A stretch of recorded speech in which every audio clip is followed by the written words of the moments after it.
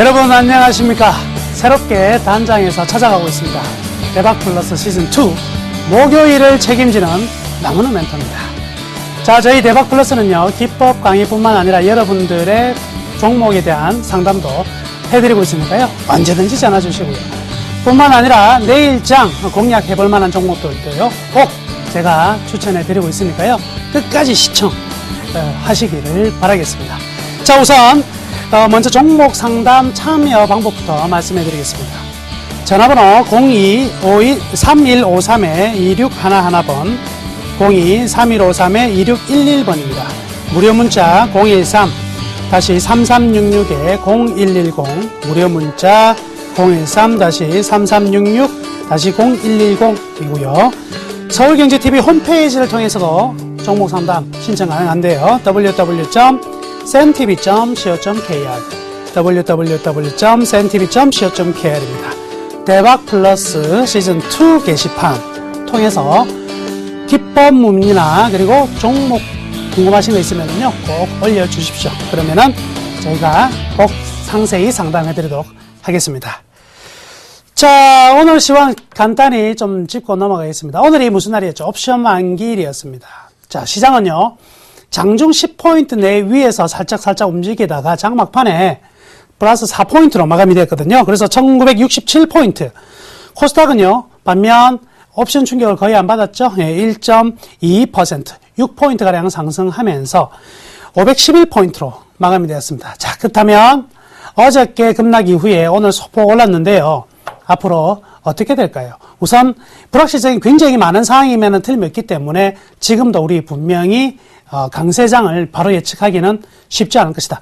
제가 이 대박플러스 시간 통해 가지고요, 보름 전, 한 달 전에 이런 말씀 해드렸는데, 주가라는 것은 기대라는 위험을 가지고 담벼락으로 올라가서 희망이라는 절벽으로 떨어진다, 이런 얘기를 했었는데, 그 이후에 지금 주가를 보시면은요, 10월 말 이후에 2050포인트부터 지금까지 상당히 많이 미끄러져 내려왔다. 그리고 지난주 기억나시죠? 1980포인트는 한 번만에 딛고 올라설 수 없는 지수다 말씀해 드렸는데, 지금 1980포인트 부근에서 계속 공방이 되고 있습니다.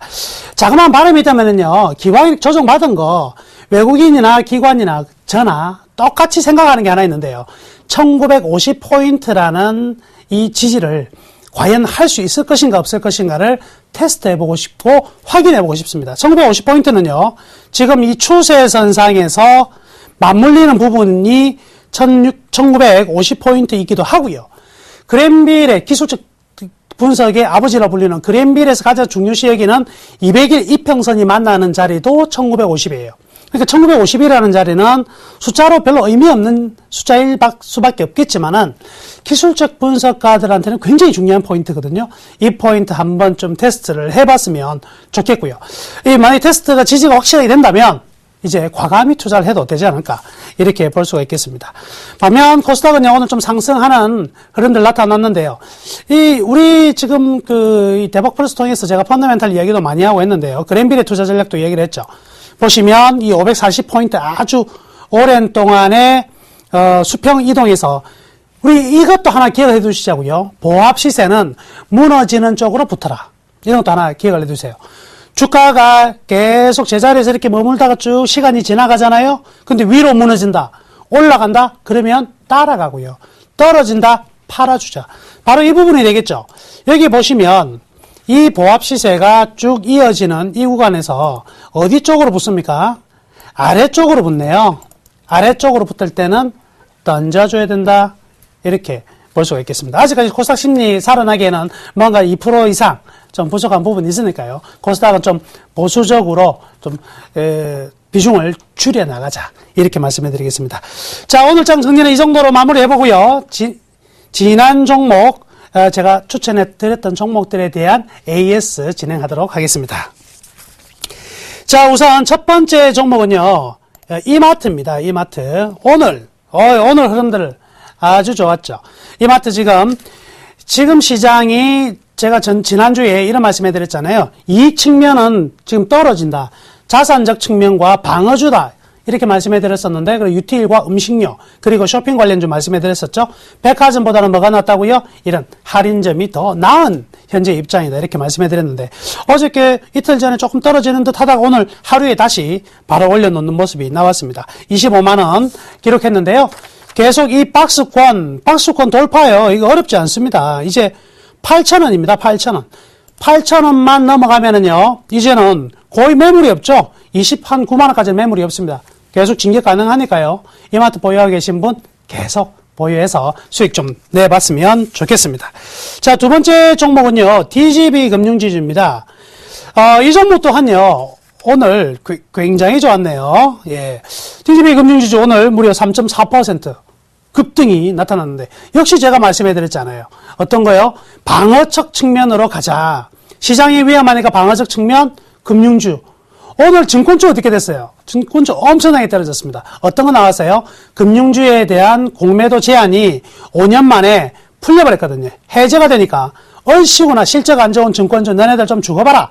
마구마구 이 공매도가 엄청나게 터져 나오면서 떨어졌는데, 지금의 이 금융지주, 은행주들 같은 경우에는요, 자산적 가치가 워낙에 떨어져 있으니까 공매도 쳤다가는요, 된통 당합니다, 오히려. 그러니까 어떻게 해요? 반대로 치고 올라가 버리죠. 오늘 DGB 금융지주 나왔는데요. 자, DGB 금융지주 아주 재밌는 흐름은요, 이 17,000원 가격에서 거의 한 달 동안 계속 부딪혔어요.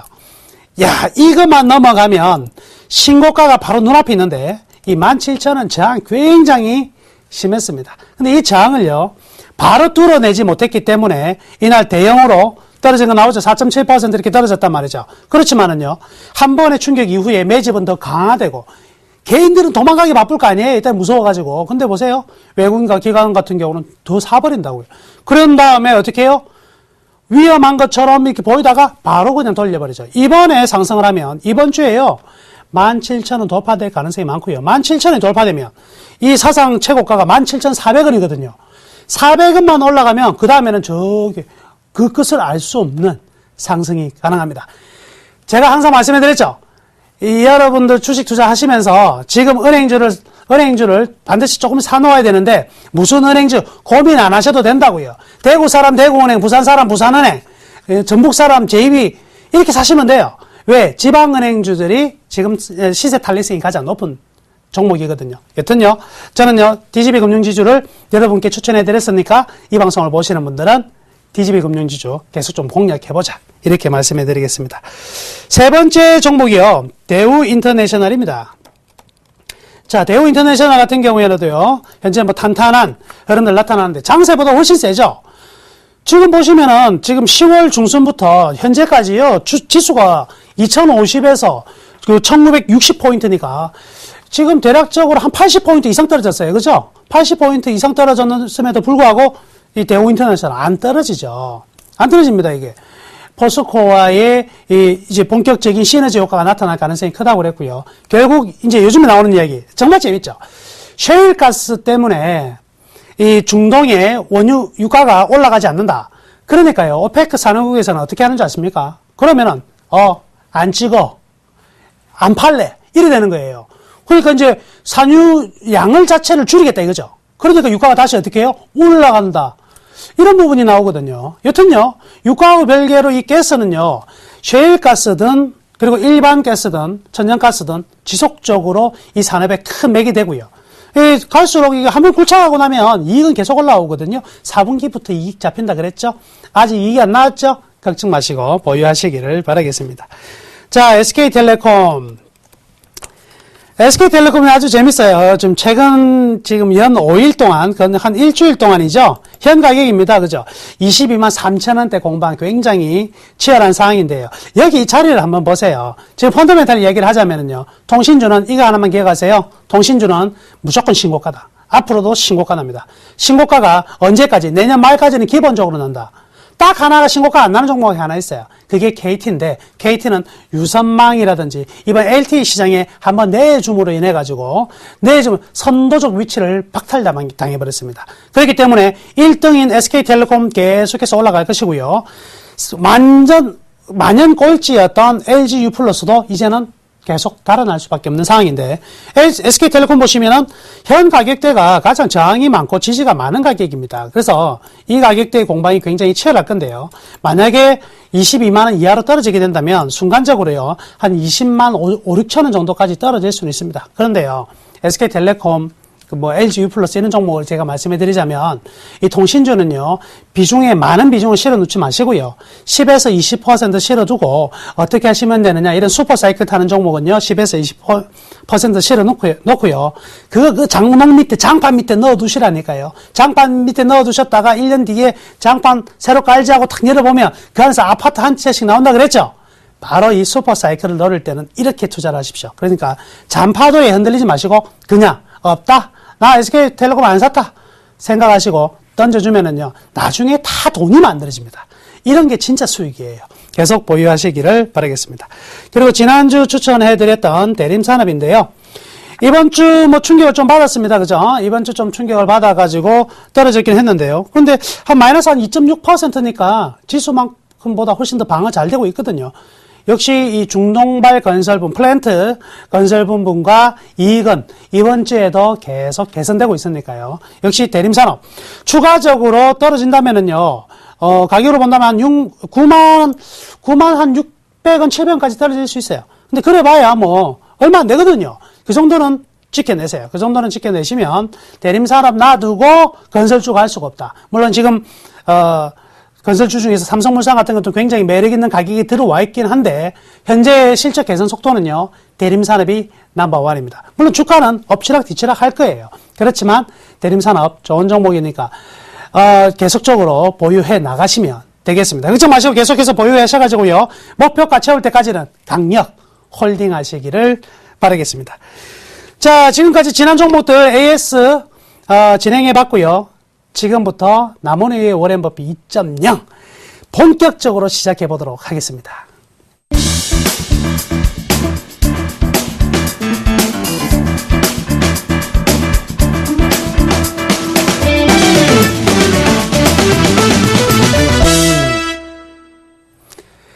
자, 남원의 이 워렌 버핏 2.0 우리 밸류 차트에 대해서 지난 시간까지 쭉 와봤는데요. 이때까지 우리가 밸류 차트가 무엇인가에 대해서 제가 가르쳐 드리면서 어떤 걸 했습니까? 삼성전자를 봤는데, 이제 삼성전자 말고 다른 기업들은 조금 다른 모습을 생겼겠죠. 그래서 두 개의 기업들을 가지고 이제 최종 정리를 해드리겠습니다. 시간이 조금 이제 한 4, 5주 정도 흘러왔기 때문에 지난번에 뭐 배웠지? 이제 가물가물할 때가 됐습니다. 그렇다고 또 앞에서 다 보자니까 좀 지겹고 그렇죠. 그래서 준비했습니다. 뭘 준비했을까요? 종합, 핵심적인 거. 우리 이런 거 있잖아요. 막 요즘 이제 저도 그렇지만 모든 사람들 좀 성질이 좀 급해요. 글들이 되게 많으면, 글이 많으면 읽기 싫거든요. 읽기 싫으니까 어떻게 해요? 밑에 세 줄 요약, 세 줄 요약 해달라고. 그래서 요약만 보려고 하는데, 때에 따라서는요, 우리 같이 이렇게 바쁜, 투자자분들께서 이렇게 한 종목을 딱 들다보는 거 물론 좋기는 하겠지만은 이 중첩되는 부분이 있거든요. 그래서요, 최고의 핵심적인 것만 골라봤습니다. 그러면 적어도 이때까지 제가 앞쪽에서 쭉 못 보신 분들은요, 오늘만큼은요 확실하게 보시고 6개만 외워버립시다. 6개만 보면 돼요. 6개 많이도 아니고요. 6개 최종 정리 핵심 넘버 6 이것만이라도 보자. 적어도 나 다 못 보겠다. 이것만이라도 보자. 핵심입니다. 이게 쪽집게예요. 쪽집게. 수능도 쳤는데 이 쪽집게 아시죠? 여러분들 저한테 수강료 많이 내셔야 됩니다. 자, 이것만큼은 꼭 기억합시다. 자, 우리가 밸류 차트를 통해서 이제 판단할 수 있는 내용이 6가지라 그랬어요. 그죠? 영업활동이 양호한가? 우리 이제 복습하면서 정리합니다. 날이면 날마다 오는 V차트가 아니에요. 오늘 끝나고 나면 밸류 차트 사라집니다. 계속 들으셔야 돼요. 영업활동이 양호한가? 우리 첫 번째, 영업활동에 대한 이야기들 했던 거 기억나시죠? 예, 기억 한번 해보시는 거예요. 그 다음 두 번째, 이 회사 안전한가? 안전해야 돼요. 안전한지 불안한지. 그죠? 다음번에는요, 제가 여러분들한테 그거 하나 가르쳐 드릴게요. 2년 안에 부도날 확률 95%인 기업을 찾아내는 법 가르쳐 드릴게요. 코스닥 있잖아요. 잡주 하시는 분들, 동전주 하시는 분들, 실제가 안 좋은 종목 하시는 분들은요, 제가 그 공식 가르쳐 드릴 테니까 그 공식 딱 대입시켜 보면은요, 딱 나와요. G스코어라고 있어요. G스코어라고 요거 대입을 시키면 95%의 확률로 2년 안에 부도납니다. 그런 것도 있죠. 근데 이런 것들 좀 알아두면 얼마든지 안 할 수도 있잖아요. 재밌어요. 그렇게 한번 쫙쫙 넣어보자고요. 제가 다음에 가르쳐 드릴게요. 자, 영업활동의 이익을 가지고 어떤 자산으로 쌓이는가? 그죠? 좋은 자산으로 쌓여야 되겠죠. 그렇죠. 어디로? 주로 어떤 거? 당좌자산, 현금성, 이런 것들도 있었다. 영업활동에 대한 이익이 빨리 쌓이냐? 천천히 세워라, 내워라. 쌓이느냐? 여기에 대한 부분이고요. 그 다음에 현금. 기업이 아무리 돈을 많이 벌어도 종이 쪼가리로 벌어서는 안 된다. 현금을 가지고 벌어야 된다. 현금 창출 능력은 어느 정도인가? 그 다음 제일 중요한 거. 저평 가냐, 고평 가냐. 저평 가면 살 것이고, 고평 가면 팔겠다, 이거죠. 이 부분이 지난 우리가 5주에 걸쳐가지고 진행했던 내용입니다. 자, 그러면 이 각각의 항목들이 있었는데요. 제일 먼저 영업활동이 양호한가에 대해서 매출액, 이익 차트, 순이익, 매출 차트 이런 게 있었잖아요. 아, 어렵다. 버리자. 너 가라. 하나만 찍어도 요거 1번입니다. 매출액, 이익 차트입니다.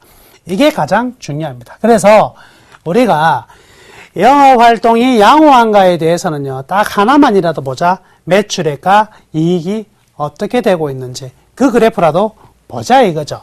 그래서 밑에 거는 차제에 좀 상세히 들여보실 분들은 보시고요. 팍팍팍팍 이래 보실 분들은 위에 하나만 딱 보면 직관적으로 아실 수 있겠습니다. 그래서요, 우리 이제 제일 먼저 이 매출액과 이익 차트에서 어떤 게 좋다고 그랬어요? 매출액이 일단 늘어야 좋다고 그랬죠. 매출액이 늘고 이익 변동폭이, 이익의 변동폭이 작아야 좋다. 크면은요, 물론 이렇게 이런 건 있어요. 단기 투자하시는 분들, 중단기 투자하시는 분들은 이익의 변동이 큰 걸 좋아해요. 왜냐면 주가가 들쑥날쑥 하지만, 근데 장기적으로 투자하시는 분들 같은 경우는 이 기업 좋았다 안 좋았다, 올랐다 떨어졌다, 이 뭐예요? 여물이네, 여물. 예? 그러면 안 되겠죠. 장기 투자하기 위해서는 안정성이 있어야 된다. 이 부분이 있고요. 그리고 요거 하나 중요한 부분이죠. 이익이 순간적으로 떨어지더라도 매출액이 증가되고 있으면 이익이 떨어지다가도 나중에 마냥 떨어지지는 않겠죠. 매출액이 증가되고 나면 판이 커지는 거예요. 이익이 급증할 수 있다. 이것도 알아두시면 되겠습니다. 자, 오늘 그 케이스는요, SK 하이닉스. 이야, SK 하이닉스, 이 참 유명한 주식입니다. 그죠? 이 투자자들의 무덤 아닙니까, 이거? SK 하이닉스가 돈 벌어본 사람이 없는, 전형적인 복수 한번 해보고 싶은 종목이 제일 큰 종목이긴 한데, 여기에서 이런 그림을 보면, 일단 매출액이 어떻게 되고 있습니까? 매출액이 떨어졌다가 올라가네. 그죠? 근데, 매출액이 쭉 떨어졌다 올라가네? 이것만 보지 마시고요. 이 기업의 지난 매출의 흐름을 한번 보자고. 여기도 이런 게 있네. 그죠? 여기도 이런 게 있네. 그죠? 여기도 이런 게 있네. 이야, 이 기업은 어때요? 충격이 들어왔다가 올라갔다가, 충격이 들어왔다가 올라갔다가. 그러면서 무엇을 가지고 있다? 이런 걸 가지고 있네. 주기라는 걸 가지고 있네. 주기라는 것을. 그래서요, 단편적으로 말씀해드리면, 일반적으로요, 홀수에는 반도체 투자해도 돼요. 반도체 주식 투자해도 되고요. 짝수에는 하면 안 돼. 짝수의 1분기부터는요, 1분기 실적 발표될 때는요, 반도체 투자 안 하시는 게 좋아요. 왜? 설비 연수가 거의 홀수 사이클 따라갑니다. 반도체가. 그러니까 올해 지금 하이닉스, 올해가 짝수예요, 홀수예요? 홀수네. 하이닉스 주가 어때요? 좋죠? 홀수 사이클이에요. 홀수 사이클인데 짝수예로 넘어가면은 사이클이 또 안 좋아요. 왜냐면 올해 돈 되는 걸 보고 막 찍어낼 거거든. 가만히 이렇게 생각해 보자고요. 올해 지금 하이닉스 중국에 불났잖아요. 불났는데 주가 하루 떨어지고 나서 어떻게 바로 올라가 버리죠. 그런데 또 무슨 일이 있었어요? LP다. 그죠? 문 닫고 나서 마이크론으로 들어가면서 지금 설비 투자를 이제 다져간다고 공급이 없거든요. 공급이 없으니까 반도체 가격이 올라갔죠. 이런 내용들이 어떻게 올해 끝나고 내년 되면 다시 정상화. LP다 정상화. 이래 돼버리면 또 어떻게 공급이 늘어납니다. 공급이 늘어나게 되면 반도체 가격이 떨어지고 그러면 실적이 좀 떨어지는 부분이 되겠죠. 그래서 매출액을 보니까 이 회사는 일정 포인트의 주기를 가지고 있구나. 이걸 알 수 있고요. 그럼 주기상 지금 어떻게 해요? 올라가는 쪽이네? 맞아요. 올라가는 쪽이네. 이익도요. 자, 얘기해 보시자고요. 매출액 대비 평균적으로 보면 여기를 한번 보시면은요. 여기 이 지점에는 매출액이 이만큼인데 이익도 이만큼이었거든요. 매출액과 이익이 맞물리는 부분이었죠. 근데 여기 이 부분 보면은 매출액은 분명히 여기보다는 조금 올라갔어요. 그죠? 조금 올라갔는데 이익은 어떻게 해요? 많이 떨어졌죠. 제가 뭐라고 그랬습니까? 이익이 순간적으로 급락하더라도 뭐가 늘어나면 매출액이 늘어나면 좀 있으면 이익이 어떻게 될 가능성이 많다? 급증할 가능성이 많다. 그러니까 이 시점에서 뭐 해보자? 매수. 그럼 지금은 어떤 상황이에요? 지금은 조금 더 이 매출액이 증가될 가능성과 영업이익이 증가될 가능성이 좀 더 있죠. 그래서 아직은 시세가 완전히 끝났다. 이렇게 보기는 힘들겠죠.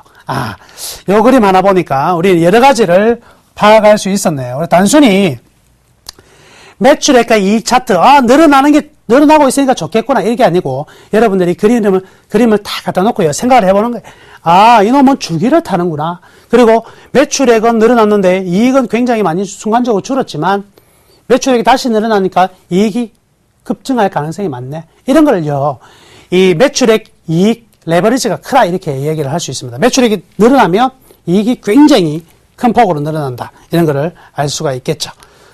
자, 두 번째, 이제 안전한 회사에서는 가면 어떤 지표로 봐야 될까요? 여기 나오네요. 딴 것들 버리자. 차익금과 차익금 비중, 이런 것들은요, 일단 상세히 보실 분 보시고요. 여기서의 최고의 핵심은 바로 부채 비율과 유동 비율이다. 부채 비율. 부채는 남한테 돈 빌리는 거고요. 유동은요, 유동이라는 말은, 자, current, 이렇게 얘기합니다. current라고 영어로 얘기하고요. 뭐라고 했습니까? 1년 내 현금화 가능 자산을 우리는 유동자산이라 그래요. 1년 내에 현금화가 가능한 자산. 예, 부동산 같은 경우는 1년 내에 현금화가 가능할 자산이라고 보기 좀 힘들어요. 물론, 뭐, 당장 금매로 팔면 팔리긴 팔리겠죠. 근데 일정한 우리가 공정가액을 가지고 팔 수 있으려면 굉장히 시간이 걸릴 수가 있죠. 그죠? 그래서 그런 거는 non-current asset에서 비유동 자산, 뭐, 이렇게 얘기를 하는 거죠. 부채도 마찬가지입니다. 1년 내에 내가 갚아야 되는 돈들을 뭐라고 해야 하냐면 유동부채라 그러고요. 1년 이상, 5년짜리 채권을 발행했다든지, 은행에서 뭐 장기적으로 돈을 빌렸다든지, 이런 부분들은요, 비유동부채. 이렇게 이야기할 수 있겠네요. 그러니까 하나는요, 돈을 얼마만큼 차입해서 빌려서 쓰고 있느냐, 빚이 너무 많으면 안 되잖아요. 돈을 얼마만큼 빌려 쓰고 있느냐. 그런데 그 돈이, 빌려 쓰고 있는 돈이나, 너네들이 현금을 만들 수 있는 돈이 짧은 시일 내에 현금화가 되느냐, 아니면 현금화가 되지 않는가. 부채는 계속 올라가는데요. 내가 당장 돈으로 바꿀 게 없어. 이럴 때 뭐가 생깁니까? 위험이 생긴다고. 그렇죠? 그래서 가장 중요한 거는 부채 비율과 유동 비율, 이 부분을 우리는 체크를 해봐야 되겠습니다. 그럼 우리 삼성전자는 너무 좋았죠? 이번에 보겠습니다. 이번 역시 SK하이닉스예요. 자, 부채율은 낮을수록 좋다, 그죠? 좋고, 유동 비율이 높다면, 그죠? 부채율은 낮은, 돈을 빌린 게 별로 없어. 근데 자기 이 회사는 현금으로 만들 수 있는 자산이 굉장히 많다. 빠른 시일 내에, 그죠? 이런 거 좋고요. 그때도 말씀해드렸지만, 금융이나 조선, 건설 등의 프로젝트 사업 같은 경우에는 일반적으로 높게 나오지만, 이 기업만 봐서는 안 되고요. 동종업계 내 기업을 비교해가지고, 동종업계 비교했을 때 이 기업이 어느 정도, 이 유동 비율이 높고 부채율이 낮은가를 보면 되겠죠. 그리고 하나는 뭐 추세를 보자. 여기 보시면은요, 파란색이 뭐냐면 유동 비율입니다. 파란색이 유동 비율이고, 빨간색이 부채 비율이에요. 부채 비율. 지금 이 하이닉스를 보시면은, 지금 이 2007년, 8년 급락 이후에, 그죠? 급락 이후에 유동 비율이 현금성 자산이 급격히 올라갑니다. 그죠? 그와 더불어서 밑에 부채 비율을 보시면, 부채 비율이요, 지속적으로 낮아지고 있죠. 이런 상황이라면 어떤 거예요? 지금은 적어도 하이닉스는 유동성 위기가 절대적으로 없다, 이래 보시면 돼요. 유동성 위기가 없구나. 유동 비율이 굉장히 많이 올라가고 있고, 그리고 부채 비율이 떨어지고 있다는 것은 회사가 안전하다, 불안하다. 안전한 회사다. 그러니까 우리 과거에 그 하이닉스만 이야기를 하면, 저거 정말 불안한 회사였거든요.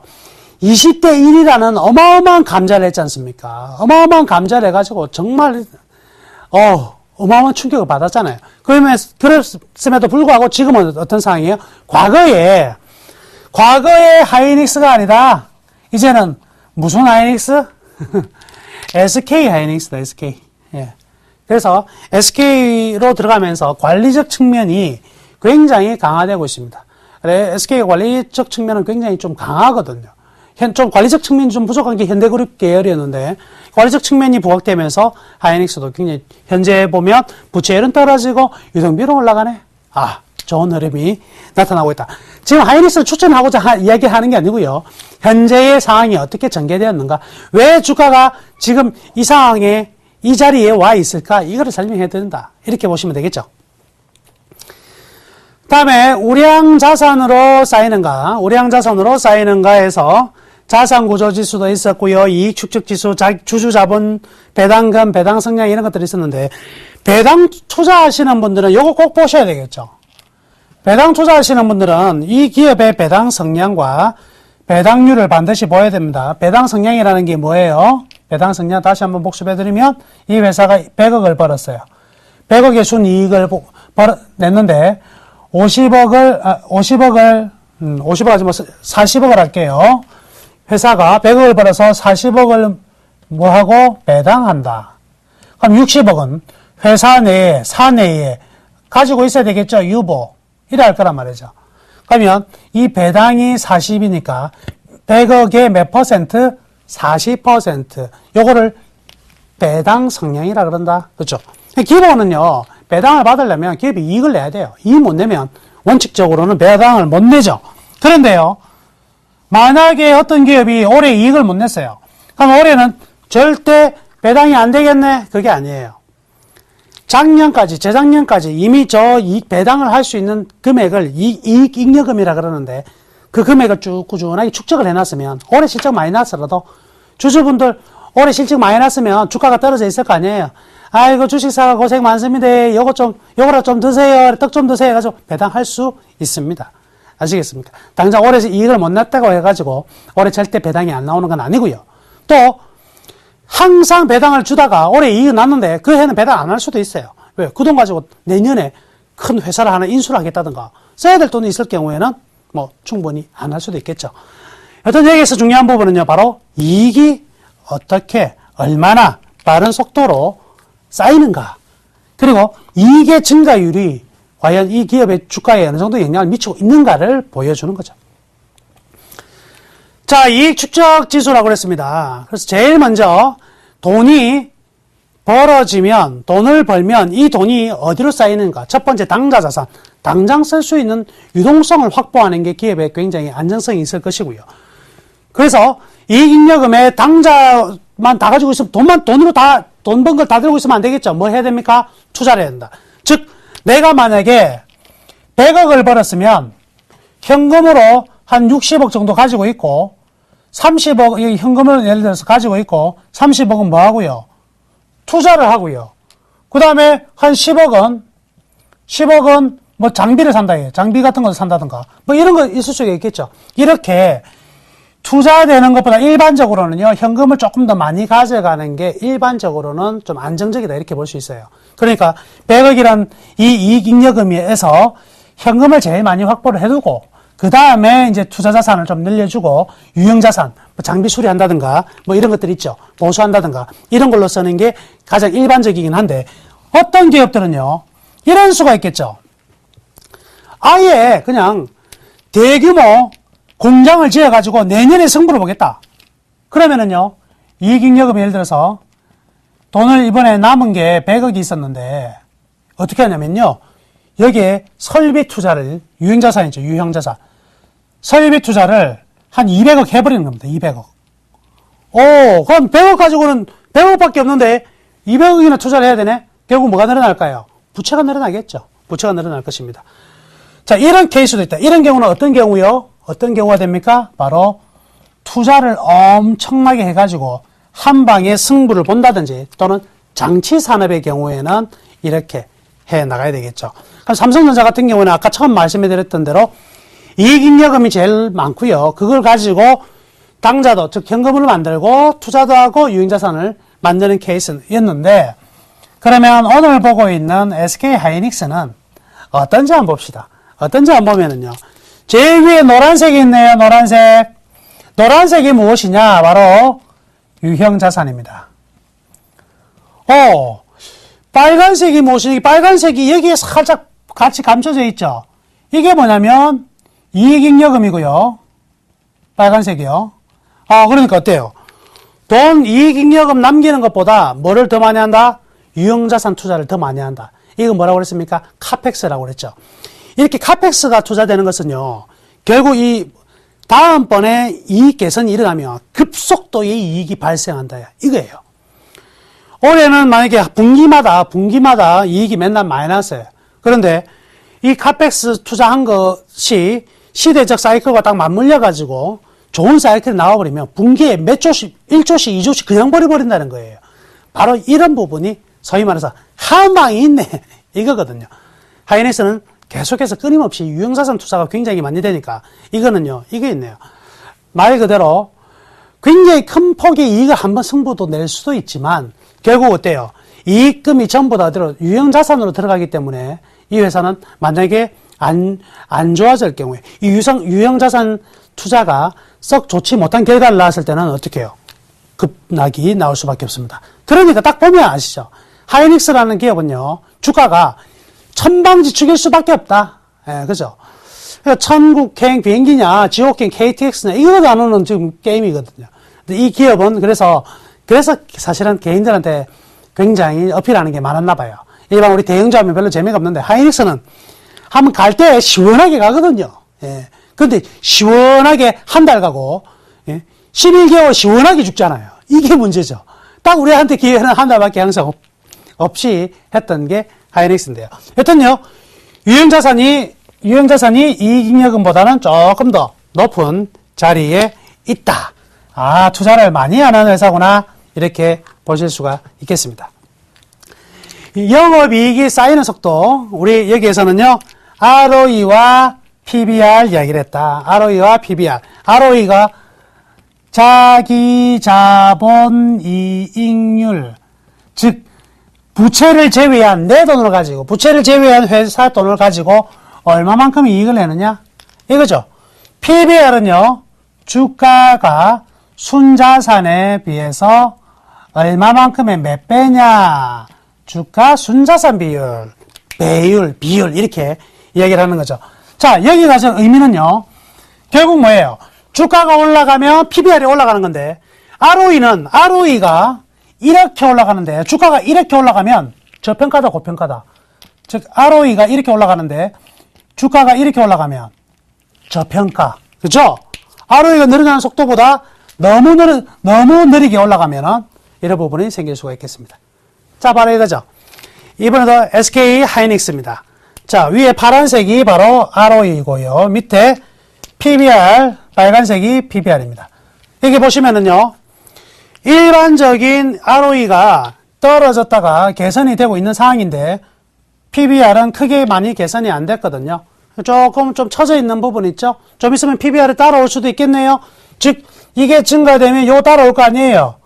그렇다고 본다면 주가는, 올라갈 수 있겠다. 이렇게 생각해 볼 수가 있겠죠. 그러니까 이 두 개는 항상 비교를 하실 때 어떻게 해요? 얼마만큼의 속도로 바뀌어 나가느냐. 이런 걸 보실 수가 있겠습니다.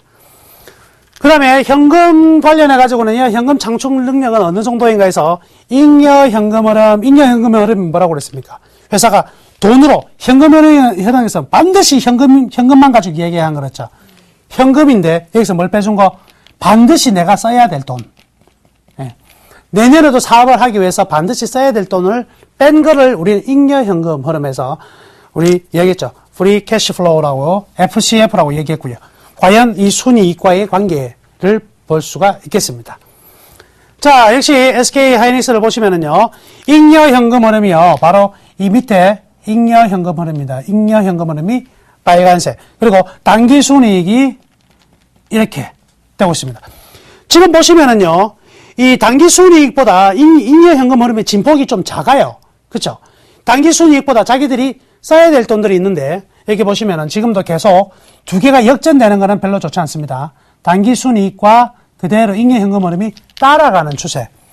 이런 상황이라면 굉장히 뭐 무난한 같이 증가되고 있는 상황이니까 하이닉스의 이 현재 상황은 이익도 잘 내고 있지만 뭐도 많이 나고 있다. 잉여 현금 흐름도 상당히 좋아지고 있다. 이렇게 볼 수 있겠습니다. 그러니까 예전에 우리가 생각했던 하이닉스하고 현재 보고 있으니까 상황이 좀 많이 다르네요. 그렇죠? 그래서 이런 걸 보지 않고 계속 있으면 하이닉스가 어떻게 돌아가는지 모른단 말이죠. 차트만 보고 있으면 이런 흐름들이 보이지가 않지만 이 밸류 차트를 보면 기업이 달라지고 있구나. 어떻게 변하는지를 우리는 알 수가 있다는 거죠. 그래서 이런 부분들을 꼭 이제 배워 두셔야 한다. 이렇게 말씀해 드리겠습니다. 그 다음에 이제 마지막입니다. 이제 저평가인가 고평가인가. 제일 중요한 부분이라 그랬죠. 저평가냐 고평가냐 이 부분인데 중요한 거는 주당 순이익 그죠? 퍼 이야기를 했고요. 주당 순자산 PBR 이야기했다. 우리 장세 이야기하면서 그랬습니다. 자, 제일 중요한 거 정말 중요한 거 다시 한번 말씀해 드립니다. 우리나라 기업 그리고 우리나라 한국 경제의 영업이익이 증가되는 구간에서는 요게 중요시 된다. 근데 이익이 별로 안 늘어날 것 같아 할 때는 이게 중요시 된다. 또 주가가 올라갈 때는 퍼가 중요하다. 주가가 떨어질 때는 무엇이 중요하다? PBR이 중요하다. 자, 제가 그랬죠. 지난달에 하면서 주가가 향후 어떻게 될 거라고요?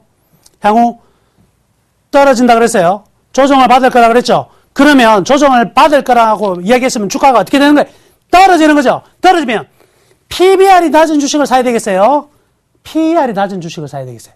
저 PBR주를 사야 된다. 바로 이런 거예요. 이런 것만 꼭 기억을 해 두시면은요. 여러분들 살림살이 많이 나아집니다. 많이 나아져요. 저는 우리 지금 저희 뭐 회원분들은요. 요즘 조금 신이 났어요. 왜 주가가 이래 떨어지는데 우리는 플러스 나고 있으니까 계속 떨어져라 죄송합니다. 이러고 있거든요. 어떤 거 이런 흐름만 타주자. 종목이 중요한 게 아니라 시장 전체의 흐름을 찾아가는 게 더욱더 중요하다. 이렇게 볼 수 있겠습니다. 자, 이번에는요, LG전자 가져왔어요. 아이고, 요즘에 LG전자 끝도 없이 떨어지는데. 그럼 LG전자 어떻게 됐냐, 이거. 보자. 주당 순이익이 올라가다가 어때요? 아하, 주당 순이익이 떨어지네. 그러니까 주가가 힘을 쓸래야 쓸 수가 없습니다. 아쉽게도. 주당 순이익이 지속적으로 떨어진다. 물론, 주가가 먼저 반응을 할 때도 있지만은요, 지금 추세를 아직까지 돌려놓을 만한 특별한 이슈가 없다 보니까 떨어지고 있습니다. 자, 이 부분이, LG전자는 지금 순이익 부분이 너무 많이 부족하구나. 이렇게 볼 수가 있다는 거죠. 자, 두 번째 가면, 주당 순자산의 측면에서 LG전자를 보면, 주당 순자산도, 이거는요, 떨어지면 안 되거든요, 원래. 대기업은요, 이거 떨어지면 안 돼요. 근데 올라가다가, 어떻습니까? 떨어지네. 이게 좀 안타깝죠. 주당 순자산이 떨어진다는 것은요, 이익에서 마이너스가 나면서 회사의 자산을 갉아먹고 있다는 소리예요. 그러니까 주가가 떨어지는데, 요거 보자고. 주가가 이 평균 순자산 아래로 떨어지면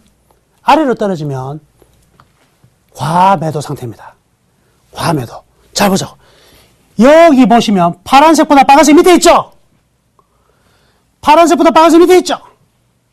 파란색부터 빨간색 밑에 있네. 따라서 지금의 LG전자는 이익적인 측면은 굉장히 좀 안 좋은 상황이긴 하지만 자산적 측면으로는 분명히 저평가다. 이거를 알 수가 있겠습니다. 자, 이렇게요. 이렇게 우리 이제 가장 중요한 핵심 정리들 통해 가지고 여기에서 이제 정리를 해봤습니다. 오늘 이제 V차트에 대한 강의는요, 오늘 여기서 마치도록 하겠고요. 이번에는요, 이 시청자 종목 상담을 시작하도록 하겠습니다.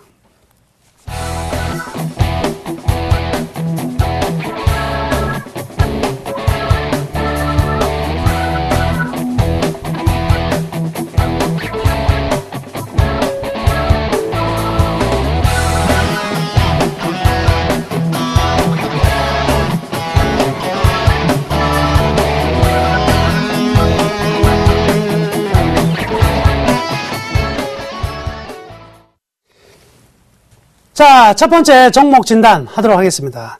자, 4382 휴대폰 끝번호이신 분이 효성 매매 전략 좀 알려주세요. 이렇게 주셨고요.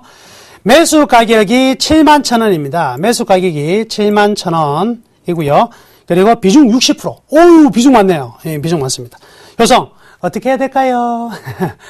결론적으로 말씀해 드리겠습니다. 보유입니다, 보유. 왜 보유냐? 이번에 제2의 나일론을 폴리케톤이죠. 폴리케톤을 만들었습니다. 효성, 이거요, 어마어마한 사건이 될 수 있습니다.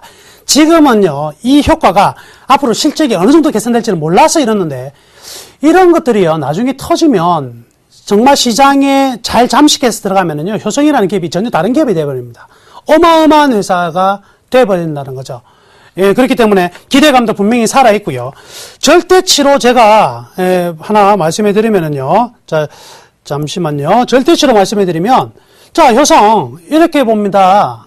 네. 한번 제가 워렌 버핏 적정 주가로 한번 뽑아봤을 때, 어떻게 나오네? 이래 나오네요, 효성. 자산적 측면으로 7만원 나오고요. 가중평균 가격으로 61,000원 정도 나옵니다. 그래서 기본적으로요, 이 자산적 가격만 채워져도요, 7만원대 부분이거든요. 여기까지가 뭐냐면, 현재 아무 내용도 없었을 때가 7만원이에요. 그런데 지금 뭐예요? 이 폴리케톤이라는 새로운 이슈가 나왔기 때문에 조금은 달라질 수 있습니다. 그래서요, 자, 차트를 다시 한번 보시면은요, 현재 가격이 7만원 가격은 그대로 자산적 측면만 들어가 있다. 앞으로의 이익이 얼마만큼 증가될 수 있는 부분은 나와 있지 않거든요. 그러니까 이익 기대치를 가지고 보유해 보시자고요. 우리가 또 다른 효성의 어떤 강한 주가 상승 충분히 볼 수가 있겠습니다. 보여주십시오. 다만 이제 비중이 너무 높으니까 나중에 좀 올라가면은요, 비중을 조금 줄여 나가도록 하겠습니다. 자, 이번에는 전화 상담 한번 해보도록 하겠습니다. 전화 받도록 하겠습니다. 안녕하세요. 예, 안녕하세요. 예, 반갑습니다. 어떤 종목을 보유하고 계십니까? LG전자고요. LG전자요. 예, 예. 67,000원에 비중이 20%입니다. 67,000원에 예. 비중 20%요. 예, 예. 예. 제가 궁금한 건요. 예, 예. 이 가격 부담도. 예. LG전자가 앞으로 발전이 LG전자가 그래도 참 대기업인데. 예, 예, 그렇죠. 이래가지 말입니다, 이거. 예, 예. 좀 되겠습니까, 이게? 예. 이제 상세히 설명해 드릴게요. 자, 수화기 내려놓으시고요. 설명 잘 들으세요. 예. 예. 네, 수고하십시오. 예, 감사합니다.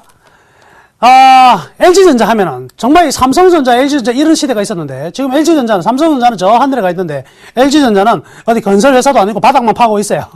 그쵸?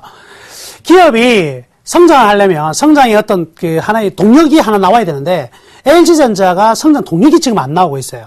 삼성전자도 반도체에서 동력이 끝났거든요. 근데 뭐가 나왔냐면, 스마트폰이 나오면서 완전히 바뀌어버렸습니다. 삼성전자는 50만원짜리 회사예요.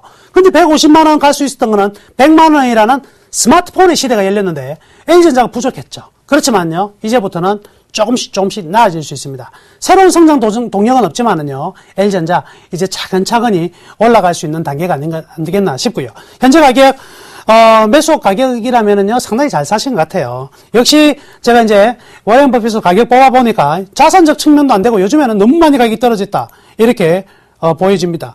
그래서요, 지금 보시면 이거는요, 최악의 자산적 가치가 109,000원 정도가 나오는데, 최악의 경우요, 이익적인 부분까지 들어갔을 때도요, 52,000원 이하로 떨어질 수가 없어요. 근데 지금 LG전자 같은 경우에는 지금 평균 64,000원 근방에서 이제 머물고 있는 상황이잖아요. 그래서 65,000원대잖아요. 그러면 이게 최하단부까지 떨어져 있거든요. 사세요.